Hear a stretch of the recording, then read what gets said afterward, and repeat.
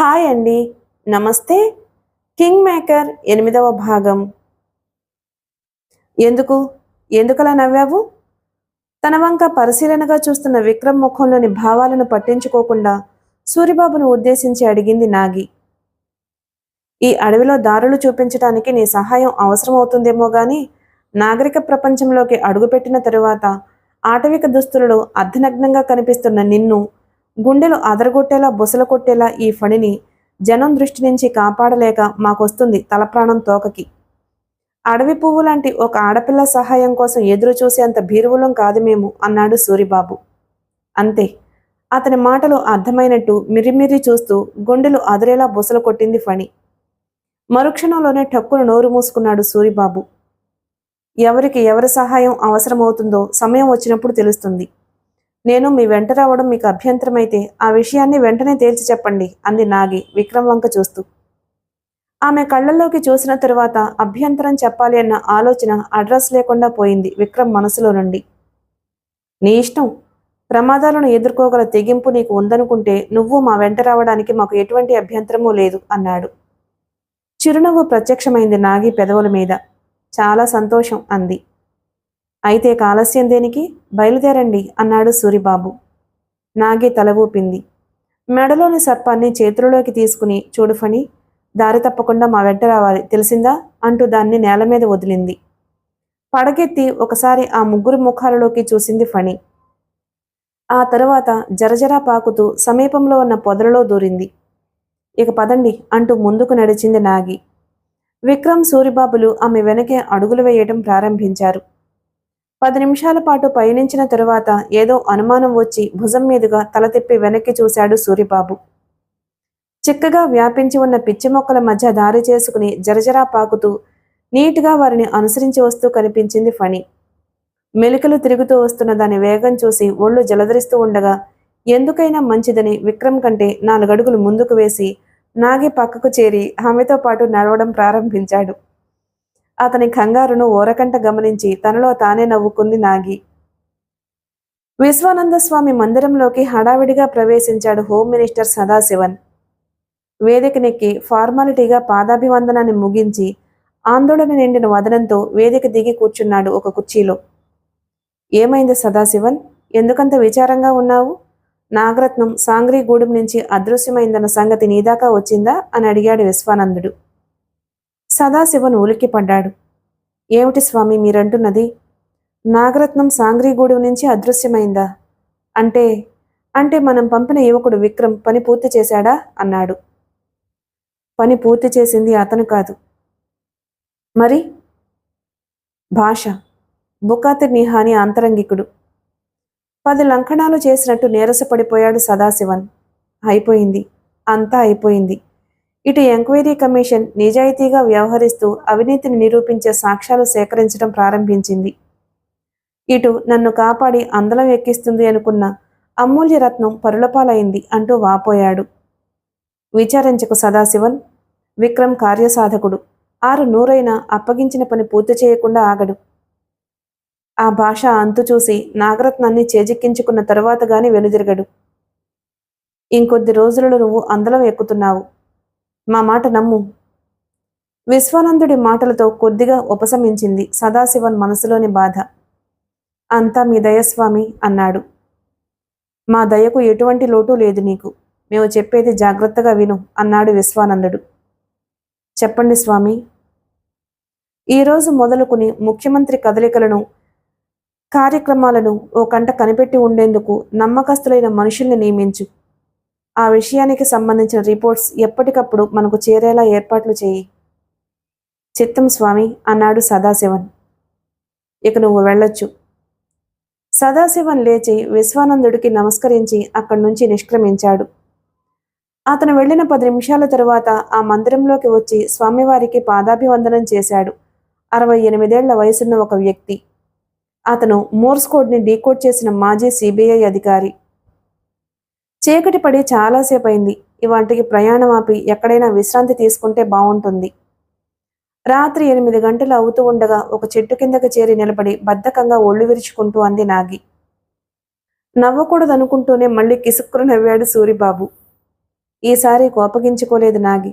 విసుగ్గా చూసింది అతని ముఖంలోకి. నీకు చీటికి మాటికి అనవసరంగా ఆ నవ్వు ఎందుకొస్తుంది అని అడిగింది నొసలు చిట్లిస్తూ. పట్టుమని ఒక్క పూట కూడా మాతో నడవలేదు, అప్పుడే విశ్రాంతి అంటున్నావు.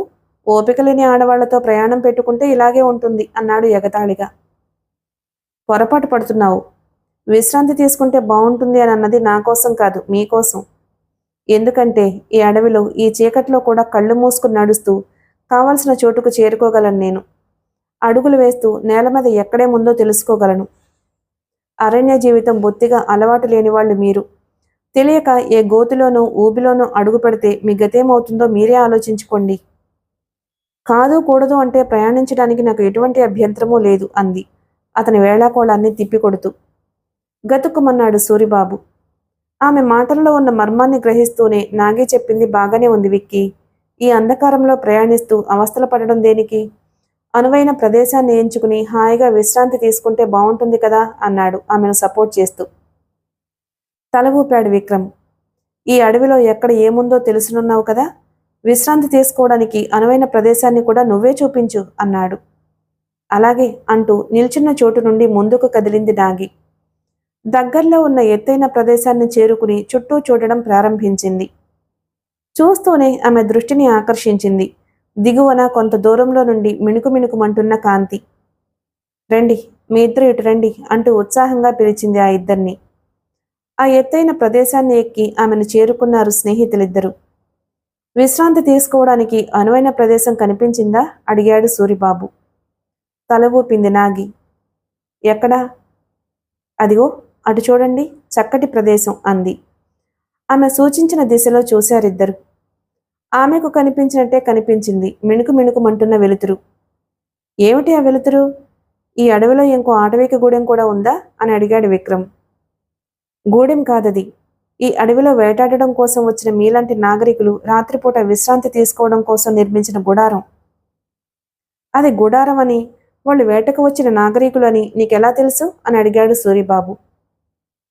ఈ అడవికి అప్పుడప్పుడు వేటకి వచ్చే నాగరికులను మా గూడానికి తీసుకుపోయి ఆతిథ్యం ఇవ్వడం మాకు, మా వాళ్ల గుడారాలకు వచ్చి వింత వింత బహుమతులు ఇవ్వడం వాళ్లకు అలవాటే. అదన్నమాట విక్కీ అసలు కథ. పదండి, అక్కడైతే రాత్రంతా ఎలాంటి భయమూ లేకుండా విశ్రాంతి తీసుకోవచ్చు. వాళ్ళని అడిగి తినడానికి ఏదైనా తీసుకోవచ్చు అందామె.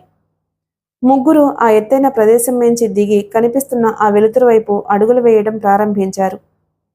దగ్గరయ్యే కొద్దీ పెద్దది కావడం ప్రారంభించింది మిణుకు మిణుకుమంటున్న ఆ వెలుతురు. మరింత సమీపానికి వెళ్లేసరికి తెలిసింది ఆ వెలుతురు గుడారం ముందు తగిలించిన మండుతున్న కాగడా నుండి వస్తున్నదని. ఆ గుడారం ఇంకో 100 అడుగుల దూరం ఉందనగా లోపల నుండి వినిపించసాగింది బాధాకరమైన మూలుగు. విపరీతమైన ఆశ్చర్యంతో ఒకరి ముఖాలొకరు చూసుకున్నారా ముగ్గురు. మిగతా ఇద్దరికంటే వేగంగా ముందుకు నడిచాడు విక్రమ్.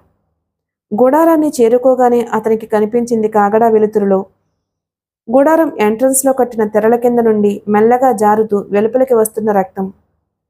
ఇది అని చెప్పడానికి వీలు కాని ఆందోళన అంతరంగాన్ని ఆక్రమించుకుంటూ ఉండగా విసురుగా తెరలను తొలగించుకుని గుడారంలోకి అడుగు పెట్టాడు విక్రమ్.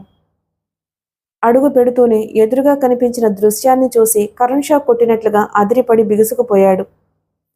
భరింపరాని బాధతో నరకయాతన అనుభవిస్తూ గుడారం మధ్యలో పడి ఉన్నాడు కాళ్ళు చేతులు నరకబడిన ఒక వ్యక్తి. చావలేక చావు రాక మొండి శరీరంతో ప్రత్యక్ష నరకం అనుభవిస్తున్నాడు.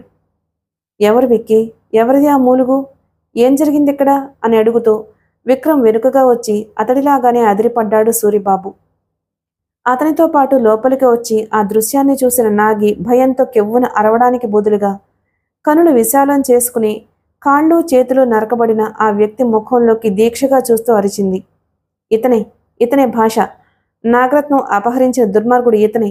సాంగ్రీ ఆటవీకులకు ద్రోహం తలపెట్టిన నీచుడు ఇతనే అని. అతడే భాష అని ముందుగానే గ్రహించాడు అతడి ఫోటోను నిహానే స్థావరంలో తెర మీద చూసిన విక్రమ్. అతడి ఆశ్చర్యానికి కారణం అతడు భాష అవడం కాదు, చూడకూడని స్థితిలో అతన్ని చూడడం. విక్రమ్కి తెలుసు అదంతా నాగరత్నం మహిమ అని. కాకుంటే అమిత మేధా సంపన్నుడు, అరివీర భయంకరుడు అని పేరుపడిన భాషకి అటువంటి దారుణమైన స్థితి ఎందుకు దాపురిస్తుంది?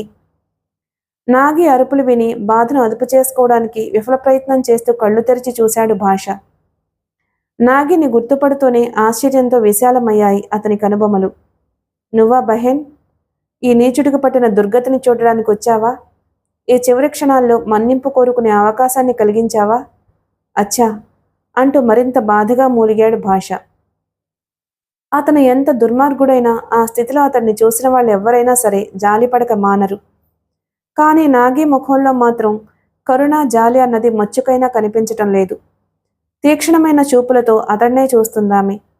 భారంగా నిట్టూరుస్తూ భాష పక్కన మోకరిల్లాడు విక్రమ్. మిస్టర్ భాష, ఏమిటి నీకు ఈ పరిస్థితి? దీనికి కారణం ఎవరు? అబ్దుల్లా. అబ్దుల్లా ఎవరు? షేక్ బుకాతిర్ నిహాని ఆంతరంగికుల్లో నా తర్వాత స్థానంలో ఉంటున్నవాడు. నాకు సహాయంగా ఇక్కడికి వచ్చినట్లు నన్ను నమ్మించాడు. నేను ఆదమర్చి ఉండగా నలుగురు అరబ్బీ వీరులతో నా కాళ్ళు చేతులు నరికించాడు. అమాయకులైన సాంగ్రీ ఆటవికుల్ని మోసగించినందుకు నాకు తగిన శాస్తి జరిగింది. విశ్వగర దేవతకు అపచారం చేసినందుకు ఈ శిక్ష కూడా నాకు సరిపోదు అన్నాడు పశ్చాత్తాపం నిండిన కంఠంతో. అంటూ ఉండగానే ధారలు కట్టి స్రవించడం ప్రారంభించింది అతని కంటి వెంట కన్నీరు. అబ్దుల్లా ఎటు వెళ్ళాడు? వెళ్ళి ఎంతసేపైంది అని అడిగాడు విక్రమ్. చీకటి పడుతూ ఉండగానే నా కాళ్ళు చేతులు నరికించాడు అబ్దుల్లా. ఆ మరుక్షణంలోనే నల్లగుడ్డలో చుట్టిన నాగరత్నాన్ని నా నుండి స్వాధీనపరుచుకున్నాడు. అతను అరబ్బీ వీరులతో అంటున్న మాటలను బట్టి నీలగిరి కొండల వైపు బయలుదేరారు అని తెలుసుకున్నాను అన్నాడు భాష బాధగా నొసలు చిట్లిస్తూ. అయితే మనం విశ్రాంతి సంగతి పక్కన పెట్టి వెంటనే బయలుదేరితే బాగుంటుందనుకుంటాను. వెనక నుండి అతని భుజం మీద చేయి వేస్తూ విక్కీతో అన్నాడు సూరిబాబు. అవును, నీ స్నేహితుడు చెప్పినట్టు మీరు వెంటనే వెళ్ళడం మంచిది. కానీ వెళ్లే ముందు నాకు సహాయం చేయండి అన్నాడు భాష. ఏమిటా సహాయం? ఈ నరకయాతనని భరించలేకపోతున్నాను. నా నరాలు తోడేస్తున్నాయి. లేచి ఆత్మహత్య కూడా చేసుకోలేని దౌర్భాగ్య స్థితి నాది. దయతలిచి నన్ను చంపేయండి అన్నాడు. స్నేహితులు ఇద్దరు ఒకరి ముఖాలు ఒకరు చూసుకున్నారు. ఆ స్థితిలో ఉన్న అతని మీద ఆయుధం ప్రయోగించి అంతం చేయడానికి మనస్కరించలేదు వారికి. ప్లీజ్ ఆలోచించకండి. మెర్సీ కిల్లింగ్ తప్పు కాదు. అందువల్ల ఎలాంటి పాపమూ అంటదు. దయ ఉంచి నన్ను చంపేయండి. ఈ దారుణమైన శారీరక బాధ నుంచి విముక్తి కలిగించండి అంటూ వేడుకున్నాడు. తల అడ్డంగా తిప్పుతూ లేచి నిల్చున్నాడు Vikram. We are very sorry mister Bhasha. నువ్వు ఎంతటి పాపాత్ముడువైనా ఈ స్థితిలో ఉన్న నిన్ను మేము చంపలేము. చేసిన పాపాలకు పశ్చాత్తాపడుతున్నావు గనుక ఈ బాధల నుంచి విముక్తి కలిగేలా తక్షణం మరణం ప్రసాదించమని ఆ విశ్వగర దేవతను వేడుకో అన్నాడు. ఈ నీచుడు మొర ఆలకిస్తుందా ఆ దేవత అన్నాడు భాష. బిడ్డలు చేసిన తప్పుల్ని ఏ తల్లైనా తప్పకుండా మన్నిస్తుంది అన్నాడు విక్రమ్. ఆలస్యం చేయకుండా విక్రమ్ చెప్పినట్లే చేశాడు భాష. మాతా విశ్వగర దేవత అని అరిచాడు. ఆ అడవి దద్దరిల్లిపోయేలా. అంతే. భాష అరవడం పూర్తవుతూ ఉండగానే ఎలా వచ్చిందో, ఆ గుడారంలోకి ఎప్పుడు ప్రవేశించిందో భయంకరంగా బొసలు కొడుతూ భాష తల దగ్గర ప్రత్యక్షమైంది ఫణి. పడగెత్తి ఒక క్షణం నాగి ముఖంలోకి చూసి ఆ వెంటనే అతని కనుబొమ్మల మధ్య కాటు వేసింది. తీర్చిదిద్దిన తిలకంలా కాటు వేసిన ప్రదేశం నుండి జారింది రక్తం. యా అల్లాహ్ అంటూ తల పక్కకు వాల్చేశాడు భాష. అనంతవాయువుల్లో కలిసిపోయాయి అతని ప్రాణాలు. చూస్తూ ఉండగానే నీలిరంగుకు మారిపోయింది అతని శరీరం. తను వచ్చిన పని పూర్తయినట్టు ఎత్తిన పడగను దించి జరజరా పాకుతూ గుడారంలో నుంచి బయటకు వెళ్ళిపోయింది ఫణి. భారంగా నిట్టూరుస్తూ భాష మృతదేహం వంక జాలిగా చూసి ఆ తరువాత తమ చూపులను నాగివైపు తిప్పారు స్నేహితులిద్దరూ. వారిలాగా జాలిపడడం లేదు నాగి. నీలిరంగులో కమిలిపోయినట్టు కనిపిస్తున్న భాష మృత శరీరం వంక చూస్తూ క్రూరంగా నవ్వుకుంటుంది. ఆ నవ్వుని గమనించిన మరుక్షణంలో అప్రయత్నంగా జల్లుమన్నాయి స్నేహితులిద్దరి గుండెలు. భాషని హతమార్చి నువ్వు అప్పగించిన పని పూర్తి చేయగల సామర్థ్యం అబ్దుల్లాకి ఉందంటావా అన్నయ్య? గ్లాసులోని విస్కీని కొద్ది కొద్దిగా సిప్ చేస్తూ అడిగాడు షేక్ బుకాతిర్ నిహాని తమ్ముడు సుభాని. ఆ రోజు ఉదయమే గల్ఫ్ నుండి అక్కడికొచ్చాడతను. తప్పకుండా పని పూర్తి చేస్తాడతను. అబ్దుల్లా సామర్థ్యం మీద అంత నమ్మకం ఎప్పుడు ఏర్పడింది నీకు అని అడిగాడు సుభాని. అబ్దుల్లా సామర్థ్యం మీద కాదు, భాషను ఆవహించిన దురదృష్టం మీద నమ్మకం ఉంది నాకు.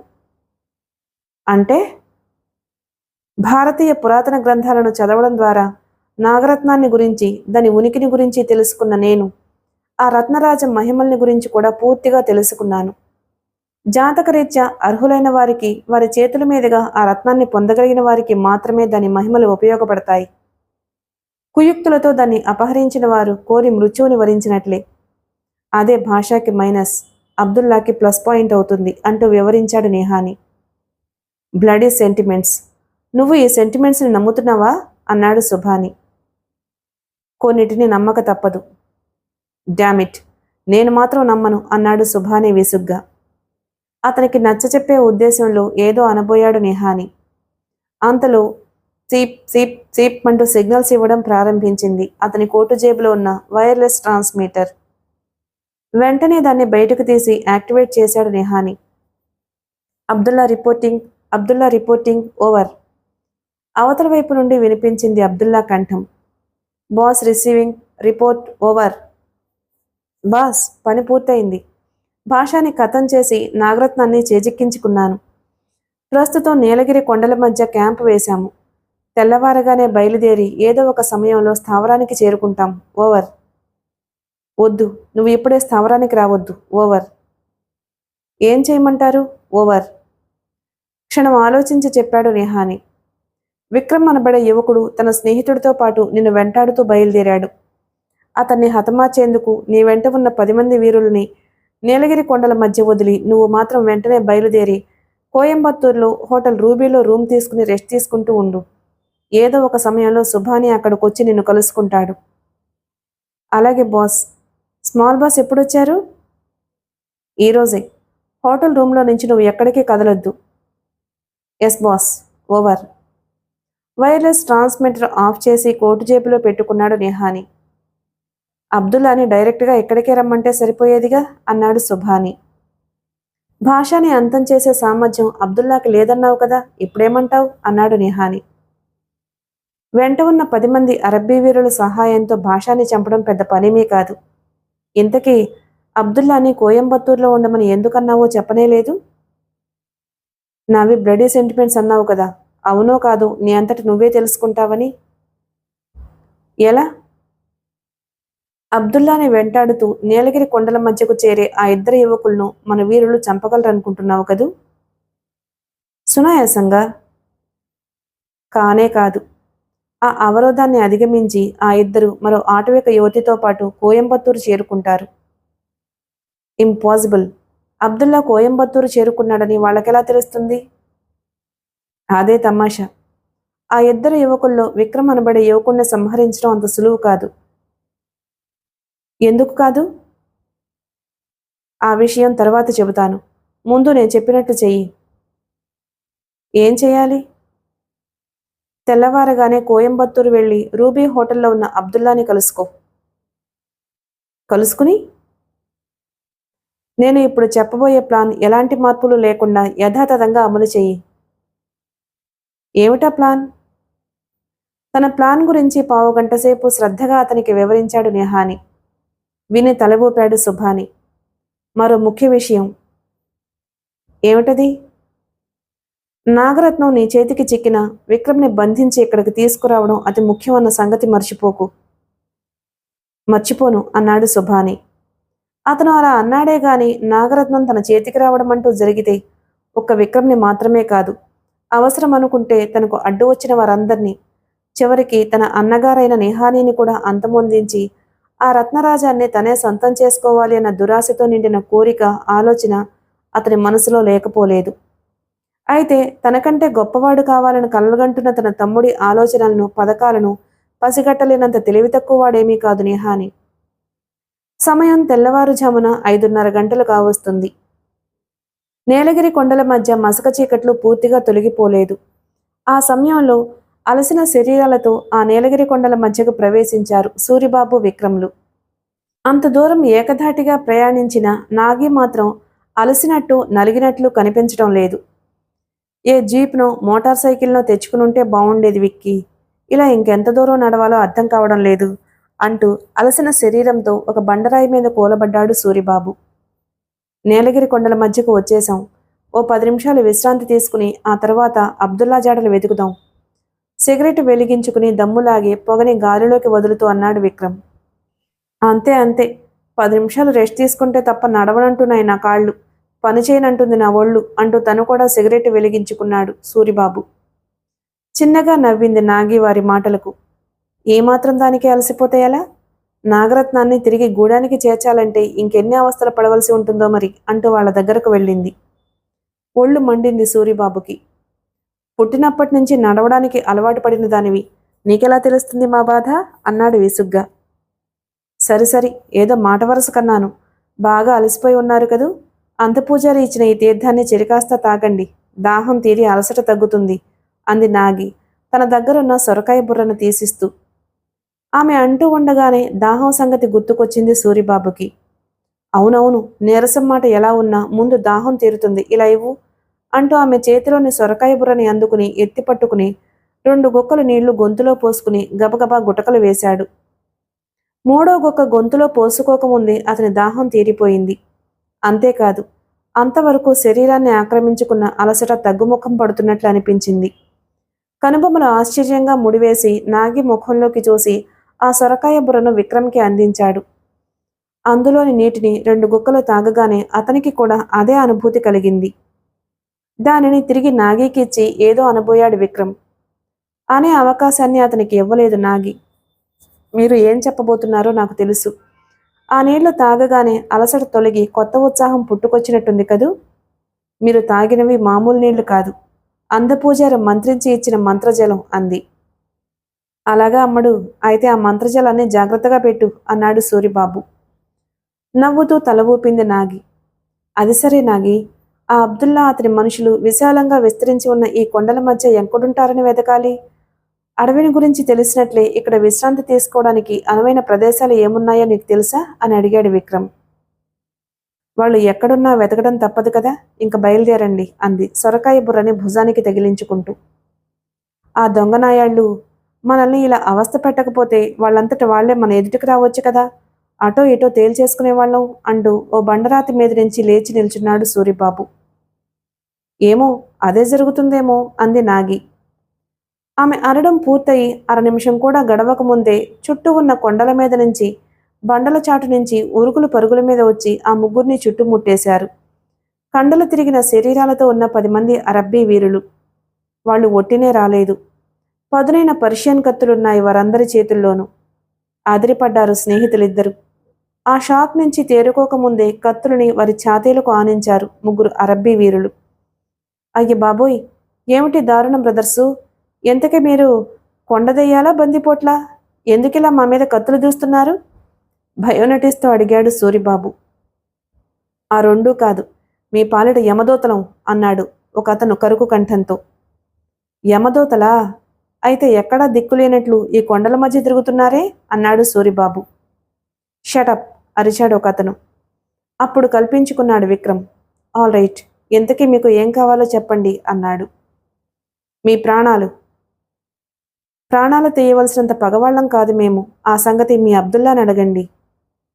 ఆ 10 మందిలో అబ్దుల్లా ఎవరో తెలుసుకోవాలన్న ఉద్దేశంతో అన్నాడు విక్రమ్. ఆ మాటలకు బిగ్గరగా నవ్వాడతను. మీరు ఎవరో, మిమ్మల్ని ఏం చేయాలో అబ్దుల్లా సాబ్ చెప్పే వెళ్ళారు మాకు. ఎక్కడికి వెళ్ళాడు అబ్దుల్లా? షటప్, ఆ వివరాలు నీకు అనవసరం ఉరిమి చూశాడు ఆ వ్యక్తి. నాన్సెన్స్, వాళ్లతో మాటలేమిటి, నరికి పారేయండి వాళ్ళ తలలు విసుగ్గా అన్నాడు ఇంకో వ్యక్తి. అలాగే చేద్దాం, ఈ ఇద్దరిని చంపి పారేసి ఈ ఆడపిల్లతో కాసేపు సరదా తీర్చుకున్నాం. ఆడగాలి తగిలి చాలా కాలం అయింది అంటూ నాగి భుజం మీద చెయ్యి వేయబోయాడతను. ఉరిమి చూస్తూ వెనక్కి జరిగిందామె. ఫణి అంటూ చుట్టూ ఉన్న కొండలు దద్దరిల్లేటట్టు అరుస్తూ పిలిచింది. ఓహో, ఫణి అనే మీవాడు ఇంకొకడున్నాడన్నమాట, పిలవండి, వాణ్ణి కూడా పిలవండి, ఏకంగా ఒకేసారి నరికి పారేస్తాం అందరినీ చుట్టూ చూస్తూ అన్నాడా వ్యక్తి. ఫణి గొంతు చించుకుని మరోసారి పిలిచింది నాగి. అంతే, ఒక బండచాటు నుండి జరజరా పాకుతూ యువతలకు వచ్చింది ఫణి. తన వారిని చుట్టుముట్టి నిలబడ్డ అరబ్బీ వీరుల్లో 2 మధ్యకు చేరి భయంకరంగా బొసలు కొడుతూ పడగెత్తి గబగబా వేసింది వారి పాదాల మీద కాట్లు. మర్గయారే మై మర్గయా. చుట్టూ ఉన్న కొండలు ప్రతిధ్వనించేలా ఆర్తనాదాలు వెలువరిస్తూ కత్తులు వదిలేసి నేలకి ఒరిగిపోయారు ఆ ఇద్దరు. ఆదిరిపడ్డారు ఆ అరుపులు విని మిగతా 8 మంది. ఊహించిన సంఘటనకు అప్రయత్నంగా డైవర్ట్ అయింది వారి అటెన్షన్. ఏమైంది? ఎందుకలా అరిచారు అంటూ ఎదురుగా ఉన్న ముగ్గురి మీద నుంచి చూపులను మరల్చి నేలకూలిపోయిన తమ సహచరుల వైపు చూశారు. అంతే, అనుకోకుండా లభించిన ఆ అవకాశాన్ని సద్వినియోగపరుచుకున్నారు సూరిబాబు, విక్రమ్, నాగి. ఎవరికి వారే బిగ్గరగా అరుస్తూ ప్రత్యర్థుల ముఖాలు అదిరేలా బలంగా గుద్ది వారి చేతుల్లోని కత్తుల్ని లాక్కుని విజృంభించారు. ఊహించని విధంగా ఎదురుదాడి ప్రారంభించిన ఆ ముగ్గురిని నిలవరించేందుకు తమ వంతు ప్రయత్నాన్ని ప్రారంభించారు అరబ్బీ వీరులు. కత్తులని గిరగిరా తిప్పుతూ ఆ ముగ్గురిని ఎదుర్కొంటున్నారు. చూస్తూ ఉండగానే తీవ్రస్థాయికి చేరుకుంది వారి మధ్య పోరాటం. ఖణేల్ ఖణేల్మంటూ కత్తులు చేస్తున్న వికృతమైన శబ్దాలతో ప్రతిధ్వనించసాగింది ఆ ప్రదేశం. సూరిబాబు, విక్రమ్ల సంగతి అలా ఉంచితే, అవధులు దాటిన ఆవేశంతో చేతిలోని కత్తి కంటికి కనిపించిన వేగంతో కదులుతూ పోరాటం ప్రారంభించిన నాగి ధాటికి తట్టుకోవడం అసాధ్యమైంది అరబ్బీ వీరులకి. తమ వంతుగా ఇద్దరు అరబ్బీ వీరులను తీవ్రంగా గాయపరిచి పక్కకి తిరిగి చూస్తూనే నిశ్చేష్టులయ్యారు సూరిబాబు, విక్రమ్లు. అప్పటికే తలలు నరికి అంతమొందించింది ఐదుగురిని. ఆ దృశ్యాన్ని కళ్ళారా చూసి కంగారు పడ్డాడు విక్రమ్. ఆగు నాగి, ఆగు, అతన్ని చంపొద్దు. అబ్దుల్లా విషయం తెలుసుకోవాలంటే అతని ప్రాణాలతో ఉంచడం చాలా అవసరం అని అరుస్తూ ఆమెను వారించబోయాడు. అయినా ఫలితం లేకపోయింది. విక్రమ్ అరుస్తూ ఉండగానే చుట్టూ ఉన్న కొండలు దద్దరిల్లిపోయేలా కీచుగా అరుస్తూ కుడి చేతిలోని కత్తిని అడ్డంగా దూసింది నాగి. విక్రమ్ అరుపులు పూర్తి కావడం, మరో అరబ్బీ వీరుడు తల తెగి కిందపడి బంతిలా అవతలికి దొర్లడం ఒకేసారి జరిగిపోయింది. తెగిన కంఠం నుండి బుసబుసమని పొంగుకొచ్చి నలువైపులా విరజిమ్మింది చిక్కటి రక్తం. అతడు వెలువరించిన ఆర్తనాదం సగంలోనే ఆగిపోయింది. మొండెం మాత్రం నేల మీద పడి గిరగిలా తన్నుకోవడం ప్రారంభించింది.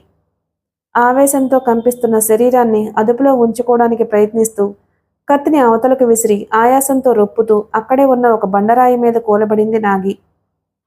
భారంగా తల విదిలిస్తూ తాము తీవ్రంగా గాయపరిచిన ఇద్దరి దగ్గరకు వెళ్లి ఒక వ్యక్తి ముందు మోకరిల్లి కూర్చుని అబ్దుల్లా గురించి ఎంక్వైరీ చేయడం ప్రారంభించాడు విక్రమ్.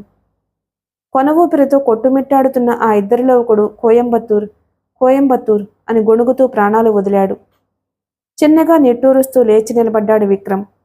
సిగరెట్ వెలిగించుకుని దమ్ములాగుతూ సూరిబాబు పక్కకొచ్చాడు. అబ్దుల్లా కోయంబత్తూరు వెళ్ళాడట. మనం తొందరపడకుండా ఉంటే మరికొన్ని వివరాలు తెలుసుకోగలిగేవాళ్ళం అంటూ అతని భుజం మీద చేయి వేశాడు.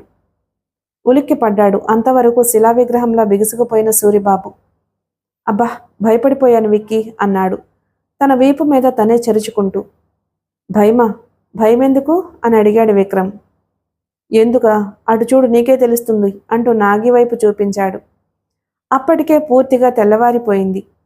నీలగిరి కొండల మధ్య ఉన్న ఆ ప్రదేశం వెలుతురుతో నిండిపోయింది. ఆ వెలుతురులో బండరాయి మీద కూర్చున్న నాగిని చూస్తూనే అప్రయత్నంగా జల్లుమంది విక్రమ్ గుండె. అరబ్బీ వీరుల కంఠాల నుండి చిమ్మిన రక్తంతో తడిసి ఎర్రగా మారిపోయింది ఆమె మొహం. శరీరం మీద కూడా ఏర్పడిన రక్తపు మరకలతో ధనుజ సంహారం గావించిన అపర కాళికాదేవి అవతారంలా కనిపిస్తుందామె. ఏమో అనుకున్నాను విక్కీ, సమయం వచ్చినప్పుడు మనకు సహాయపడతాను అన్న నాగి మాటల్లో ఎలాంటి అతిశయోక్తి లేదు. ఈ ఆడవి పిల్ల వీరనారిలా విజృంభించి శత్రువుల్ని హతమారుస్తుందని ఊహించలేదు అన్నాడు సూరిబాబు. అతనితో ఏకీభవిస్తున్నట్టు తల ఊపాడు విక్రమ్. అన్నట్టు పిలవగానే ఆపద్బాంధవుడిలా సమయానికి వచ్చి ఆదుకున్న ఈ ఫణి ఎక్కడా అంటూ చుట్టూ చూశాడు సూరిబాబు. అక్కడే ఉంది ఫణి. ఆ ప్రదేశంలో చెల్లాచెదురుగా పడి ఉన్న శవాల మధ్య మెల్లగా కదులుతూనే నేలను వాసన చూస్తుంది. అదేమిటి? ఫణి అలా వాసన చూస్తుందేమిటి? నాగివంక చూస్తూ అడిగాడు సూరిబాబు. దాని చర్యలు నీకు ఇప్పుడప్పుడే అర్థం కావు గాని ఇంకా బయలుదేరండి అంటూ లేచి నిలబడింది నాగి. సూరిబాబు ఇబ్బందిగా చూశాడు నాగి మొహంలోకి. ఒంటి నిండుగా ఉన్న ఈ రక్తపు మరకలతో ఇలాగే వస్తావా? ఇక్కడైతే పర్వాలేదు. ఈ అవతారంలో కోయంబత్తూరులో నేను ఎవరైనా చూశారంటే కొంపలు అంటుకుంటాయి అన్నాడు సూరిబాబు. ఈ అవతారంలో రావడానికి నేనేమి తెలివి తక్కువ దాన్ని కాదు. చక్కగా స్నానం చేసి శుచిగా వస్తాను అంది. ఎలా? ఈ చుట్టుపక్కల నీళ్లు ఎక్కడ దొరుకుతాయో నీకు తెలుసా? నాగి సమాధానం చెప్పలేదు. ఫణి అని పిలిచింది. నేలని వాసన చూస్తూ శవాల మధ్య తిరుగుతున్న ఫణి పడగెత్తి చివ్వున ఆమె వైపు తిరిగింది. నేను స్నానం చేయాలి. ఈ కొండల మధ్య ఏదైనా కొలనుంటే చూపించు అందామె. చిన్నగా పడగను ఆడించి వెంటనే వెనుదిరిగింది ఫణి. శవాల మధ్యగా జరజరా పాకుతూ ఒక దిశలో బయలుదేరింది. మీరు కూడా ముఖాలు కడుక్కుందురు గాని పదండి అంటూ ఫణి వెంట బయలుదేరింది. జానపద గాథలలోని వింతల్లా జరుగుతున్న ఆ విచిత్రమైన సంఘటన జీర్ణించుకోవడానికి ప్రయత్నిస్తూ ఆమెను అనుసరించారు స్నేహితులిద్దరూ. ఇప్పుడు నేను ఎలా ఉన్నాను? ఫణి చూపించిన ఒక కొండవాగులో స్నానం చేయటం ముగించి విక్రమిచ్చిన ప్యాంటు షర్టు ధరించి వారి ముందుకొచ్చి నిలబడుతూ అడిగిందామె.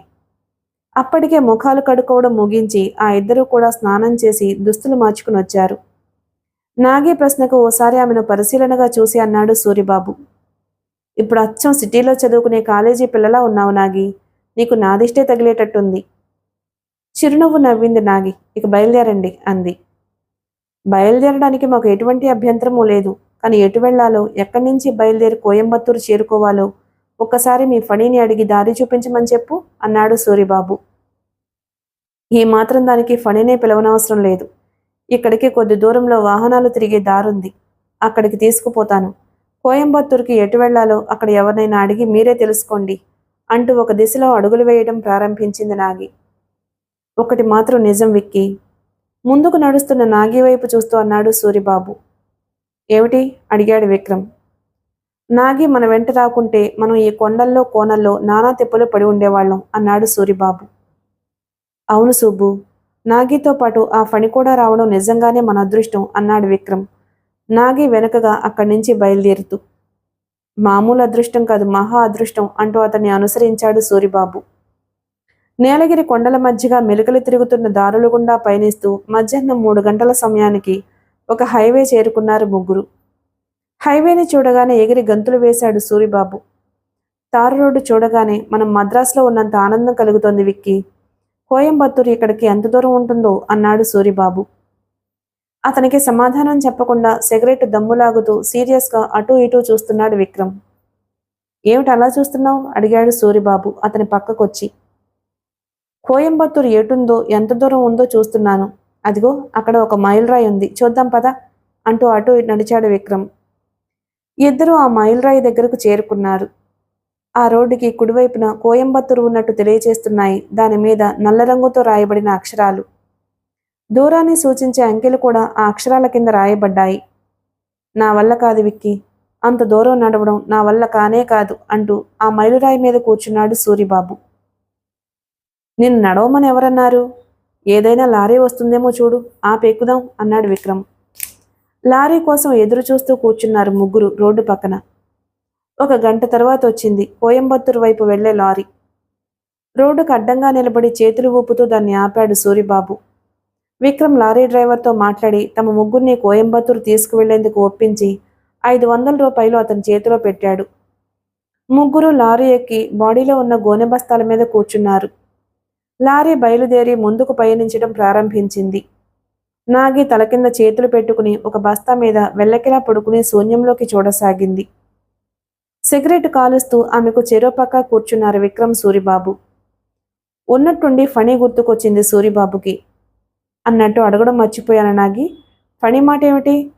లారీ వెళ్తున్నంత వేగంగా అది పాకుతూ రాలేదు కదా అన్నాడు. ఎందుకు రాలేదు? అదే వస్తుంది అంది నాగి. ఎలా ఎలా వస్తుంది అని అడిగాడు సూరిబాబు. ఒకసారి పైకి చూడు అందామె. తలెత్తి పైకి చూస్తూనే విపరీతమైన ఆశ్చర్యంతో బిగుసుకుపోయాడు సూరిబాబు. లారీ హెడ్ మీద చుట్టలు చుట్టుకుని పడుకుని ఉంది ఫణి. సూరిబాబు అటు చూడగానే తన ఉనికిని తెలియచేస్తున్నట్టు చటుక్కున పడగెత్తింది. దళసరిగా ఉన్న నల్లగుడ్డలో చుట్టిన నాగరత్నం ఉన్న ఎయిర్ బ్యాగ్తో పాటు ఒక లారీలో కోయంబత్తూరు చేరుకున్నాడు అబ్దుల్లా. సిటీలో అడుగు పెడుతూనే రాకుడిని అనుమానం ఒకటి వచ్చింది అతనికి. తనను స్థావరానికి రావద్దని చెప్పి బాస్ తన తమ్ముడు సుభానీని ఇక్కడికి ఎందుకు పంపుతున్నట్లు? భాషని వదిలించుకున్నట్లే తనను కూడా వదిలించుకోవడానిక? తనకి బహుమతిగా ఇస్తానన్న 100 కోట్ల అమెరికన్ డాలర్లను ఎగవేయడానిక? అదే బాస్ ఆలోచన అయితే ఆ విషయం తను ఖచ్చితంగా తెలుసుకోవాలి. సుభానీ రాక తనకు సహాయపడ్డానికో చంపడానికో తేల్చుకోవాలన్నా, తనని తాను రక్షించుకోవాలన్నా ఒకే ఒక మార్గం ఉంది. అది నాగరత్నం సుభానీ కంట పడకుండా అతనికి అందుబాటులో లేకుండా చేయడమే. అలా చేస్తే నాగరత్నం ఎక్కడుందో తెలుసుకోవడానికైనా తనను ప్రాణాలతో ఉంచుతారు. తెలుసుకునేటంత వరకు తనను బ్రతిమలాడుతారు. అటువంటి అనుమానం రాగానే తీవ్రంగా ఆలోచించి నాగరత్నం సుభానీ కంట పడకుండా దాచేందుకు ఒక ఉపాయాన్ని ఆలోచించాడు అబ్దుల్లా. ఆ తరువాత రూబీ హోటల్ ఎక్కడుందో ఎంక్వైరీ చేసి తెలుసుకుని రూమ్ బుక్ చేసుకున్నాడు.